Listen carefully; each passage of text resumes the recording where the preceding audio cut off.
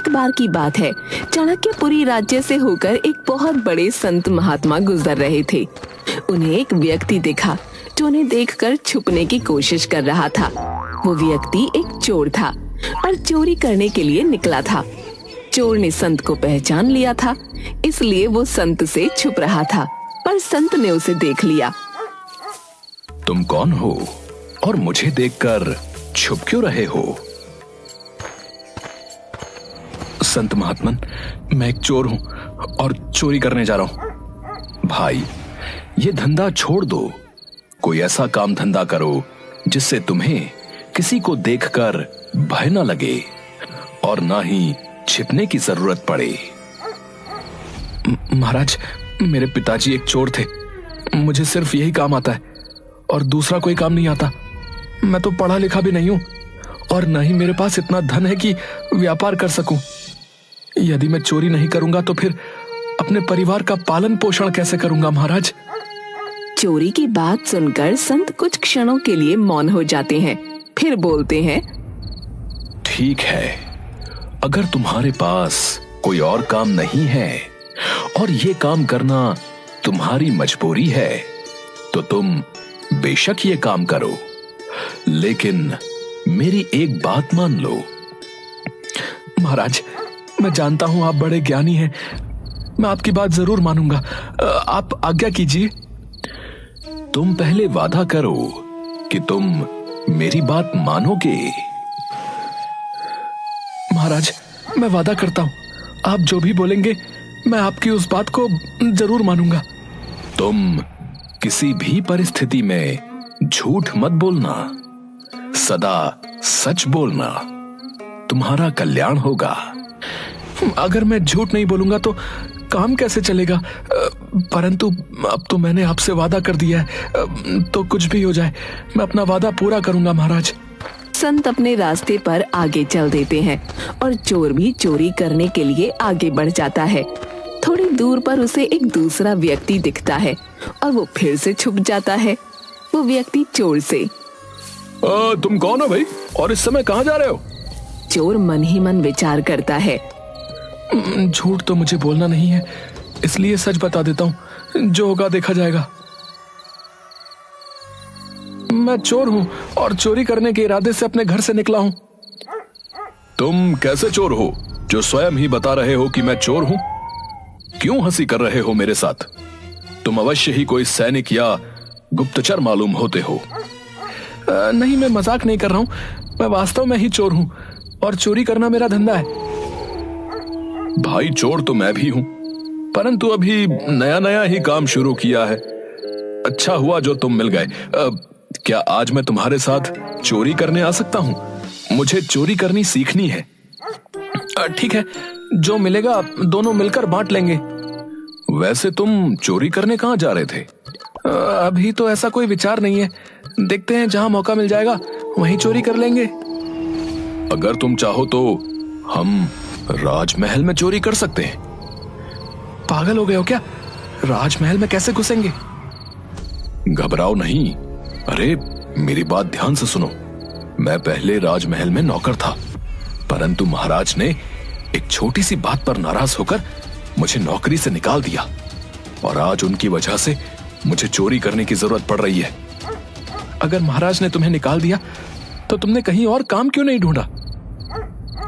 क्योंकि राजा ने मुझे अपने महल से निकाल दिया तो किसी दूसरे ने मुझे काम देने की हिम्मत नहीं की और इसलिए मजबूरी में मुझे यह धंधा अपनाना पड़ रहा है। चोरी करना अच्छी बात नहीं होती, समझे? फिर तुम क्यों चोरी करते हो भाई? मुझे चोरी करने के अलावा और दूसरा कोई काम नहीं आता है और ना ही मैं पढ़ा लिखा हूं, समझे? इसलिए चोरी करना मेरी मजबूरी है। इसका मतलब हुआ कि हम दोनों ही मजबूरी में चोरी करते हैं। देखो, मुझे राजमहल के एक एक गुप्त द्वार का पता है। चलो, आज हम राजमहल में भाग्य आजमाते हैं। दोनों साथ मिलकर राजमहल के पीछे की तरफ पहुंच जाते हैं और व्यक्ति वहां छुपा हुआ एक गुप्त दरवाजा खोलते हुए चोर से कहता है, तुम पुराने चोर हो, अंधेरे में देखने का तुम्हें अभ्यास है। इसलिए तुम अंदर जाकर सारा माल इकट्ठा करके ले आओ। मैं यहीं पर पहरा देता हूं। अब इतने बड़े महल में मुझे कैसे पता चलेगा कि सारा धन कहां पर रखा हुआ है? तुम इस द्वार से अंदर जाओगे तो तुम्हें एक बड़ा कमरा दिखाई देगा। वहां पर बहुत सारे संदूक हैं, लेकिन मुख्य द्वार के पास दाहिनी तरफ जो एक बड़ा सा संदूक रखा है ना, तुम उसे खोलना, और उसे खोलने के बाद उसके अंदर तुम्हें एक चरखी दिखेगी। तुम उस चरखी को घुमाओगे तो वो मुख्य द्वार खुल जाएगा। भाई, तुम्हें तो सच में महल के बारे में सब कुछ पता है। उसके बाद तुम उस मुख्य द्वार से अंदर जाना, और उस कमरे के बीचों बीच तुम्हें एक और संदूक दिखेगा। तुम उसे खोलोगे तो उसके अंदर तुम्हें चाबियों का गुच्छा मिल जाएगा। दूसरे दरवाजे के बाईं तरफ बक्सा दिखेगा, जो देखने में सबसे छोटा होगा और एक बड़े से बक्से के ऊपर रखा होगा।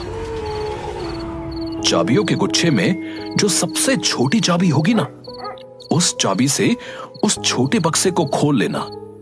उसमें तुम्हें एक और छोटा सा संदूक दिखेगा। उस संदूक में बहुमूल्य हीरे रखे हैं। बस वही लेकर आ जाना। चोर बिल्कुल वैसा करता है जैसा उस व्यक्ति ने उसे बताया था।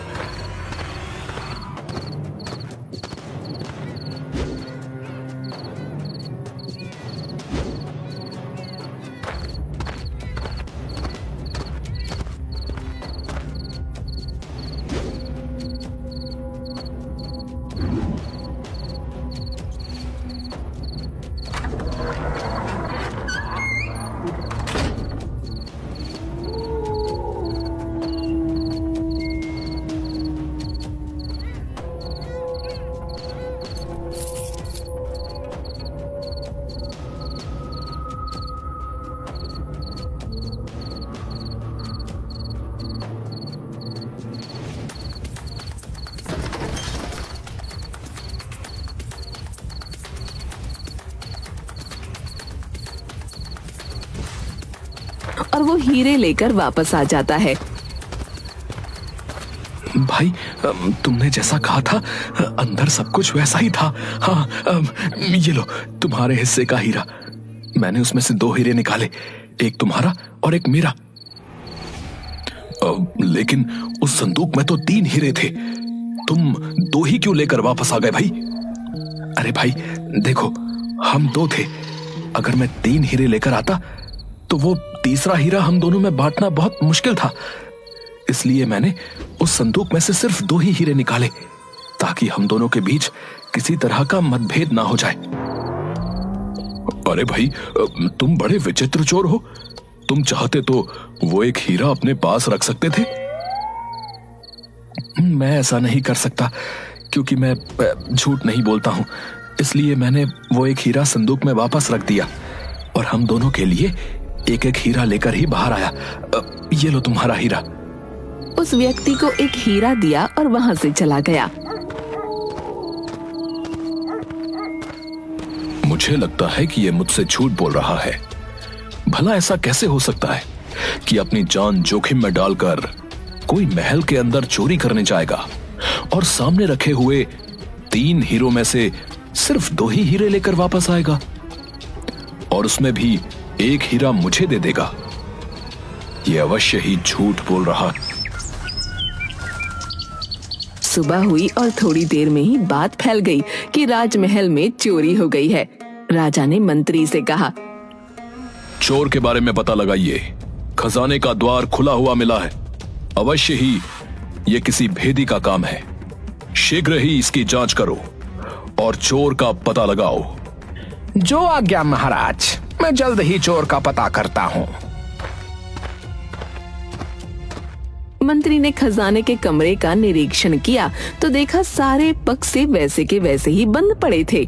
सिर्फ एक छोटा सा बक्सा खुला था, जिसमें 3 कीमती हीरे रखे थे। मंत्री ने संदूक खोला तो देखा उसमें एक हीरा रखा हुआ है। मंत्री ने अपने मन में सोचा, एक हीरा तो इस संदूक के अंदर ही है। लगता है वो चोर जल्दबाजी में एक हीरा रखना भूल गया है। अगर मैं ये हीरा अपने पास रख लूं तो मैं कितना धनवान हो जाऊंगा। हाँ, चोर अगर पकड़ा गया तो वो लाख कहे कि मैंने सिर्फ 2 हीरे चुराए हैं, उसकी बात कौन मानेगा। है, मैं ये हीरा अपने पास ही रख लेता हूं। हाँ। मंत्री फिर राजा के पास जाता है। महाराज, सारे बक्से तो ठीक हैं, सिर्फ एक बक्सा खुला हुआ है जिसमें 3 कीमती हीरे रखे थे और वही चोरी हुए हैं महाराज। क्या कहा? 3 हीरे चोरी हुए हैं? जी महाराज, उस छोटे बक्से में रखे हुए तीनों कीमती हीरे चोर ले गया महाराज। ठीक है मंत्री जी, आप जल्द ही चोर का पता लगाइए और उसे हमारे सामने प्रस्तुत कीजिए। तलाश शुरू की गई और जल्द ही चोर को राजा के सामने खड़ा कर दिया गया। क्या रात में तुमने ही राजमहल में घुसकर चोरी की थी? जी महाराज, मैंने ही चोरी की है और मैं इसका दंड भुगतने को भी तैयार हूं, परंतु मेरे साथ एक अन्य भी मेरे साथ इस चोरी में शामिल था। वो कौन था? उसका नाम बताओ। मैं उसका नाम नहीं जानता और न ही उसके घर का पता जानता हूं। कल रात को पहली बार ही मैं उससे मिला था। मुझे उसके बारे में और कुछ भी नहीं पता है। उसने ही मुझे गुप्त दरवाजे से खजाने के अंदर जाने का रास्ता बताया था। क्या कहानी सुना रहा है झूठा कहीं का है? अपने साथी का नाम जल्दी बताओ, वरना मैं तुम्हारी खाल खिंचवा दूंगा, समझे? आप जो सलूक चाहे मेरे साथ करें, परंतु मैं सच कह रहा हूं, मुझे उसका नाम पता नहीं मालूम। मैं रात की सारी घटना आप लोगों को बता चुका हूं और मैं जो भी कह रहा हूं सच कह रहा हूं। ये मेरे हिस्से का एक हीरा है जो मैंने अपने पास रखा था। तुम चोर हो, तुम्हारी बात पर विश्वास नहीं किया जा सकता। तुम कहते हो कि तुमने 2 हीरे चुराए थे और एक हीरा अपने साथी को दे दिया। लेकिन चोरी तो 3 हीरों की हुई है, फिर वो तीसरा हीरा कहां गया? मैं नहीं जानता, मैंने सिर्फ 2 हीरे ही चुराए थे। तीसरा हीरा मैंने वापस उस संदूक में ही रख दिया था। अगर तुम्हारी बात पर यकीन किया जाए तो ये बताओ, तुमने ऐसा क्यों किया? मंत्री जी, हम 2 साथी थे और संदूक में 3 हीरे थे। अगर मैं तीनों हीरे चुराता तो तीसरे हीरे का बंटवारा करना बहुत ही मुश्किल था। हम दोनों चोरों के बीच कोई मतभेद ना हो, ये सोचकर मैंने एक हीरा संदूक में वापस रख दिया था और 2 हीरे ही अपने साथ लेकर बाहर निकल गया था। मंत्री कुछ कहता उसके पहले ही महाराज बीच में बोल पड़े। मंत्री जी, ये चोर बिल्कुल ठीक कह रहा है। इसने सिर्फ 2 हीरे ही चुराए थे, जिसमें से एक हीरा इसने अपने साथी को दे दिया था और एक स्वयं रखा था। अपने हिस्से का हीरा इसने दे दिया और इसके साथी के हिस्से का हीरा मेरे पास है, क्योंकि मैं ही इसका साथी था। रात को जब मैं भेष बदलकर राज्य में घूम रहा था, उस समय मेरी मुलाकात इस चोर से हुई थी। जो हीरा इसने मुझे दिया था वो हीरा ये है।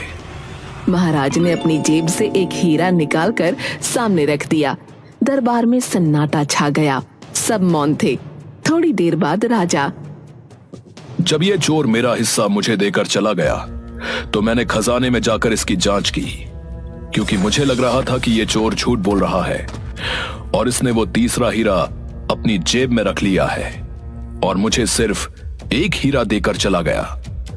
लेकिन अफसोस की बात यह है कि जब मैंने संदूक में देखा तो एक हीरा वहीं पर था जो इस समय मंत्री जी की जेब में है। मंत्री जी, आप उस तीसरे हीरे को अपनी जेब से खुद निकालेंगे या मैं सैनिकों को आदेश दूं? मंत्री हीरा निकालकर महाराज को देता है। राजमहल में चोरी के अपराध में मंत्री को कारागार में डाल दिया जाए। और तुम कैसे चोर हो जो चोरी भी करते हो और सच भी बोलते हो?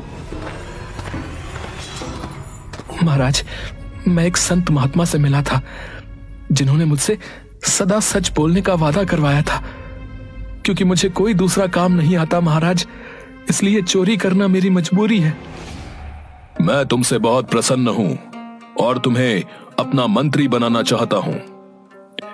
महाराज, आपकी बड़ी कृपा दृष्टि है, परंतु आज मुझे ये मंत्री का पद सिर्फ उन संत महात्मा के वचनों द्वारा ही प्राप्त हुआ है। इसलिए मैं अपने जीवन का कल्याण करने के लिए उन संत महात्मा के पास ही जाना चाहता हूँ और उनकी ही सेवा सुमिरन में अपना बाकी का जीवन व्यतीत करना चाहता हूँ महाराज।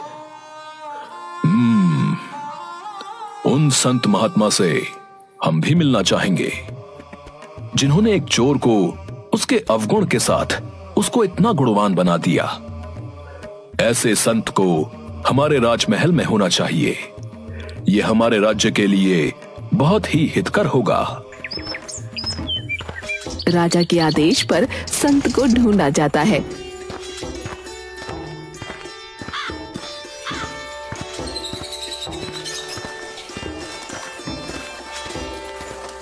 संत को राज्य का राजगुरु बना दिया जाता है और संत के आदेश को मानकर चोर राज्य का मंत्री बनने को तैयार हो जाता है। इस तरह संत और चोर दोनों ही उस चाणक्यपुरी राज्य का हिस्सा बन जाते हैं।